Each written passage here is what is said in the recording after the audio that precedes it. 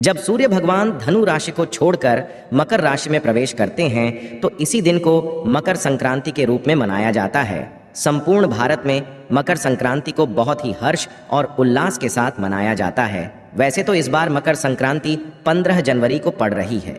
Hindu calendar के हिसाब से कई लोग कह रहे हैं कि 14 तारीख को पड़ रही है, परंतु बता दें कि कई बार मकर संक्रांति 12 और 13 को भी पड़ती है। हिंदू कैलेंडर देखें तो इस बार 15 जनवरी को पड़ रही है। इसी के साथ आपको बता दें कि मकर संक्रांति हमारे लिए बहुत ही महत्वपूर्ण है, क्योंकि मकर संक्रांति के दिन कुछ ऐसे उपाय होते हैं, यदि उनको कर लिया जाए तो हमारे जीवन की जन्म जन्मांतर की गरीबी खत्म हो जाती है। दोस्तों ध्यान दीजिएगा, मकर संक्रांति के दिन माता लक्ष्मी की पूजा होती है, भगवान विष्णु की पूजा होती है, सूर्य भगवान की पूजा होती है और भगवान शनिदेव की पूजा होती है। संक्रांति के दिन पतंगे उड़ाई जाती है, क्योंकि मर्यादा पुरुषोत्तम भगवान श्री राम ने मकर संक्रांति के दिन ही पतंग उड़ाई थी।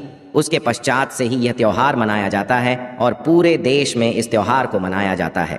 हिंदू धर्म की मान्यताओं के हिसाब से भगवान विष्णु ने संपूर्ण असुरों का संहार कर दिया था, संपूर्ण असुरों का अंत करके उनके सिर को मंदार पर्वत में दबा दिया था और युद्ध की समाप्ति की घोषणा की थी। जो बताई गई है वह है पवित्र गंगा नदी को लेकर के। जैसा कि आपको पता ही है कि गंगा को माँ की संज्ञा दी गई है। माना जाता है कि मकर संक्रांति के दिन ही गंगा मैया धरती पर अवतरित हुई थी। मतलब कुल मिला के समझ लीजिए कि मकर संक्रांति का दिन बहुत ही पवित्र दिन है, बहुत ही शुभकारी दिन है और बहुत ही कल्याणकारी दिन माना जाता है। इसलिए दोस्तों आपको हिंदू पुराणों के बारे में एक एक जानकारी अवश्य होनी चाहिए। ध्यान दीजिएगा, मकर संक्रांति का दिन एक ऐसा दिन होता है जिस दिन भगवान विष्णु की माता लक्ष्मी की पूजा आराधना की जाती है। क्योंकि मकर संक्रांति का दिन एक ऐसा दिन होता है जिस दिन यदि आप सही समय पर पूजा पाठ उपाय कर लेते हैं तो आप एक साथ सूर्य भगवान शनिदेव, माता लक्ष्मी, भगवान विष्णु को प्रसन्न कर सकते हैं। इससे आपके जीवन की जन्म जन्मांतर की गरीबी हमेशा हमेशा के लिए चली जाएगी। आपके जीवन से कष्ट हमेशा के लिए चला जाएगा, दुख हमेशा के लिए खत्म हो जाएगा, आपका दुर्भाग्य भाग्य में बदल जाएगा। इसलिए दोस्तों यदि आप भी चाहते हैं कि माता लक्ष्मी और भगवान विष्णु का आपको आशीर्वाद मिले तो कमेंट बॉक्स में सबसे पहले लिख दीजिए माता लक्ष्मी की जय। दोस्तों मकर संक्रांति के बारे में हमने आपको कुछ साधारण सी बातें बता दी जो आपको जाननी ज़रूरी थी। अब जो आपको हम जानकारी देने जा रहे हैं वो ऐसी जानकारी है जो आपके जीवन को बदल करके रख देगी। अब मान लीजिए आपके पास पैसा आता है परंतु पैसा टिकता नहीं है। दूसरी तरफ आप थक चुके हैं मेहनत कर करके, परंतु आपको उसका फल नहीं मिल पा रहा है। आप प्रतिदिन मेहनत करते हैं परंतु आपका काम होते होते रह जाता है, तो आप यह मान के चलिए आपके पीछे दुर्भाग्य पड़ा हुआ है। एक बात और जान लीजिए दोस्तों, संपूर्ण दुनिया ज्योतिष शास्त्र पर टिकी हुई है, जिसकी वजह है जब आपके ग्रहों की चाल आपके लिए अच्छी होगी तब आपके जीवन में सब कुछ अच्छा होगा। जब आपके ग्रहों की चाल आपके खिलाफ खड़ी होगी तब आपके साथ सब कुछ बुरा होगा। साथ ही साथ शनिदेव दृष्टि यदि आपके लिए अच्छी है तो मान के चलिए आपका राहु केतु भी अच्छा हो जाएगा, आपके राहु की चाल भी आपके लिए अच्छी हो जाएंगी। माता लक्ष्मी का यदि आपको आशीर्वाद मिल गया तो आपके घर में धन आना चालू हो जाएगा। यदि भगवान विष्णु का आशीर्वाद मिल गया तब तो मान लीजिए आपके जीवन में कष्ट आ ही नहीं सकता।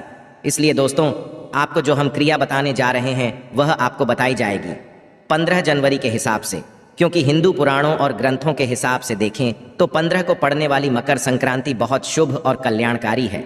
इस दिन की गई साधना आपके जीवन की गरीबी, परेशानी, कष्ट को खत्म कर सकती है।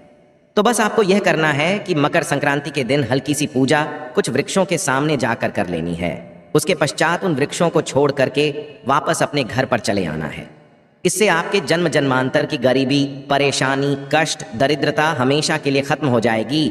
माता लक्ष्मी के आशीर्वाद से आपके जीवन में धन का आगमन शुरू हो जाएगा। धन आने के सारे रास्ते खुल जाएंगे, आपके बंद किस्मत ताले को चाबी लग जाएगी। तो आपको ऐसा क्या करना चाहिए जिससे माता लक्ष्मी का आशीर्वाद मिले, भगवान विष्णु का आशीर्वाद मिले और अन्य देवी देवताओं का आशीर्वाद मिले? चलिए एक एक करके आपको बताते हैं। सबसे पहला जो पेड़ है जिसे आपको मकर संक्रांति के दिन यानी 15 जनवरी को छू करके आना है तो वह है पीपल का पेड़। ध्यान दीजिएगा दोस्तों, पीपल का पेड़ एक ऐसा पेड़ है जिसकी यदि हल्की सी साधना की जाए तो आपको विष्णु भगवान और माता लक्ष्मी का सुबह के वक्त बहुत ध्यान दीजिएगा, दोस्तों 15 जनवरी को सुबह के वक्त पीपल के पेड़ के पास आपको जाना है।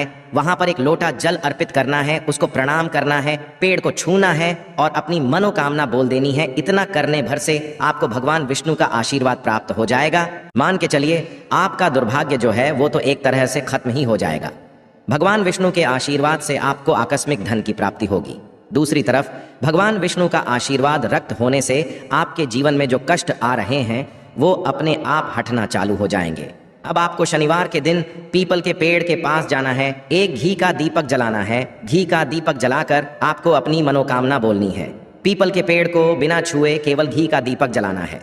भगवान विष्णु माता लक्ष्मी को अपनी जो भी मनोकामना है वह बोलनी है और अपने घर वापस चले आना है। 15 जनवरी मकर संक्रांति के दिन यह क्रिया करने से मान के चलिए आज कई तरीके के कष्ट खत्म हो सकते हैं। इसलिए पीपल के पेड़ के नीचे यदि यह क्रिया आप 15 जनवरी को करते हैं तो मान के चलिए आपको भगवान विष्णु और माता लक्ष्मी का आशीर्वाद प्राप्त होगा।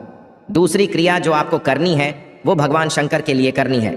दोस्तों वैसे तो शनिवार का दिन शनि देव को समर्पित होता है, परंतु शनि देव शंकर भगवान को अपना गुरु मानते हैं। मतलब आपने यदि शंकर भगवान की हल्की सी भी पूजा कर ली, कोई साधना कर ली, मान लीजिए शनि भगवान का भी आपको आशीर्वाद प्राप्त होगा। आपको बस एक सरल सा उपाय करना है। सुबह के वक्त आपको बेल पत्र के पेड़ के नीचे जाकर एक लोटा जल अर्पित कर देना है। 1001 बार ओम नमः शिवाय मंत्र का जाप कर लेना है और घर पर वापस चले आना है। इतना करने भर से आपके जीवन में कई कल्याणकारी और शुभकारी समय आएंगे। भौतिक सुखों की आपको प्राप्ति होगी। भगवान भोलेनाथ का आशीर्वाद मिलेगा। यदि आप चाहते हैं कि भगवान भोलेनाथ का आशीर्वाद मिले तो तुरंत ही कमेंट में लिख दे हर हर महादेव। तीसरा पेड़ जिसको आपको छूना है और वहां पर परिक्रमा करनी है वह है अशोक का पेड़। दोस्तों अशोक का पेड़ एक ऐसा पेड़ है जिस पर व्यक्ति के 9 ग्रहों का वास होता है। एक बात सुन लीजिए, अशोक पेड़ पर मान के चलिए ब्रह्मांड की सर्वशक्तिशाली शक्तियां वास करने आती है, जिसका मतलब ये है कि अशोक के पेड़ को आपको शनिवार के दिन जाकर के छूना है। इसकी 7 बार परिक्रमा करनी है। हो सके तो एक लोटा जल भर लीजिए। यदि आपके अंदर क्षमता है तो लोटे में पूरा दूध भर के चले जाइए। दूध कच्चा होना चाहिए, उसमें हल्दी मिला लीजिएगा और वह दूध चढ़ाने के पश्चात ही, अर्पित करने के पश्चात ही अशोक के पेड़ की 7 परिक्रमा लगानी है और वापस घर आ जाइएगा। इतना करने भर से मान के चलिए आपके नौकर आपका साथ देंगे। मान के चलिए आपके खिलाफ जो हो गए थे, आपके खिलाफ खड़े हो गए थे, वह आपका साथ देना चालू कर देंगे। आपके जीवन से परेशानियां हमेशा हमेशा के लिए चली जाएंगी। अभी तक हमने आपको वो बातें बताई है दोस्तों जो हिंदू पुराणों के हिसाब से है, वो जानकारी है जो आपके जीवन में बदलाव ला सकती है। इसलिए आप हमारे चैनल को आज ही सब्सक्राइब कर लें, क्योंकि हिंदू पुराणों की हर जानकारी आपको इसी चैनल पर मिल जाएगी। अब आखिरी पेड़ जो आपको छू करके आना है दोस्तों, वह एक ऐसा पेड़ है जिसको यदि आप छू लेते हैं तो मान के चलिए आपके जीवन से परेशानियां चली जाएंगी, आपके घर पर सुख समृद्धि आएगी। वो है शमी का पौधा। इसे आपको शाम के वक्त केवल छूना है। शनि का पेड़ नहीं होता है, ये पौधा होता है। आपको इसे केवल छूना है और घर वापस आना है। किंतु इस समय यदि इसके सामने पूजा आराधना की जाए तो वो कैसी होगी, हम आपको बता देते हैं। देखिए आपको करना ये है कि शाम के वक्त किसी भी शनि देव के मंदिर जाना है, वहां पर एक घी का दीपक जला देना है। 7 बार मन ही मन में आपको शनि चालीसा का पाठ कर लेना है। 15 जनवरी को यह क्रिया करनी है। फिर आपको जहां शमी का पौधा लगा हो या किसी के घर में भी शमी का पौधा लगा हो तो बहुत है, आप वहां पर जाकर शमी के पौधे को छू लीजिए और अपनी मनोकामना बोल दीजिए। शमी का पौधा ही एक ऐसा पौधा होता है जिस पर शनि महाराज का वास होता है। इस पौधे के गमले को यदि आप छू करके घर वापस आ जाते हैं तो मान के चलिए आपके राहु केतु आपका साथ देना चालू कर देंगे। आपके 9 ग्रह आपके साथ हो जाएंगे। आपका दुर्भाग्य भाग्य में बदल जाएगा। मान लीजिए आप दुश्मन आपके पीछे खड़े थे, आपके दुश्मन आपको हानि पहुंचाना चाहते थे, तो वो आपका एक बाल भी बांका नहीं कर पाएंगे। दोस्तों आज की जानकारी आपके जीवन को बदल करके रख सकती है। इसको नजरअंदाज मत कीजिएगा, बस इतना ध्यान दीजिएगा। यदि आप 14 जनवरी को यह उपाय करने जा रहे हैं, मान लीजिए सारे वृक्षों को छू आ रहे हैं, तो इसमें बस पीपल के पेड़ को मत छूइएगा, क्योंकि माना जाता है कि कभी भी रविवार के दिन तुलसी के पौधे को और पीपल के पेड़ को नहीं छूना बहुत अशुभ होता है। यह आपके जीवन में परेशानियां ला सकता है। इसलिए रविवार के दिन पीपल के पेड़ को न छुएगा। बाकी वृक्षों को आप छू सकते हैं और पौधों को छू सकते हैं, किंतु रविवार के दिन कभी भी पीपल के पेड़ और तुलसी के पौधे को नहीं छूना चाहिए। आशा है कि आज की इस प्रस्तुति में बताई गई जानकारी आपको अच्छे से समझ आ गई होगी। वीडियो अच्छा लगा हो तो एक लाइक अवश्य कर दें। धन्यवाद वीडियो के अंत तक बने रहने के लिए।